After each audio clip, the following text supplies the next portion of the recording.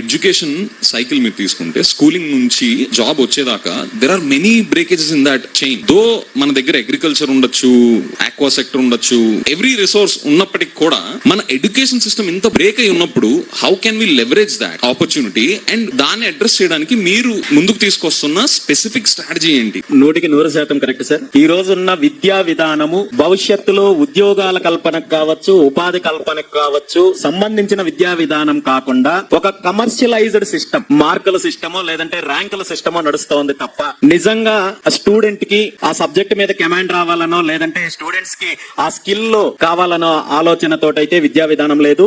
విద్యా విధానంలో పూర్తిగా మార్పులు తీసుకురావాల్సిన అవసరం ఉంది. ఒక మెకానికల్ మైండ్ సెట్ తోటి మార్కులు బేస్డ్ ఏదైతే ఎడ్యుకేషన్ సిస్టమ్ ఉందో అది కాకుండా సబ్జెక్ట్ బేస్డ్ ఎడ్యుకేషన్ సిస్టమ్ రావాల్సిన అవసరం ఉంది. దీనికి సంబంధించి విద్యా విధానానికి సంబంధించి కూడా ఎలాంటి ప్రక్షాళన తీసుకురావాలి, ఎలాంటి మార్పులు తీసుకురావాలనే అంశం పైన బీసీవై పార్టీ ఇప్పటికే మేనిఫెస్టో రూపంలో కూడా ప్రకటించడం జరిగింది. అందులో ముఖ్యంగా ప్రధానంగా ప్రభుత్వ, ప్రైవేటు రెండు రంగాల్లో కూడా ఉచిత విద్యను అందిస్తామనేది కూడా ప్రధాన హామీగా ఇవ్వడం జరిగింది. విద్యా విధానంలో మార్పులు వచ్చినప్పుడే ఖచ్చితంగా వారి యొక్క భవిష్యత్తు గాని వాళ్ళ కెరీర్ గాని బాగుంటుందనేది నా అభిప్రాయం. 100% అవకాశం వచ్చినప్పుడు ఖచ్చితంగా ఇందులో మార్పులు తీసుకొచ్చే ప్రయత్నం చేస్తాం.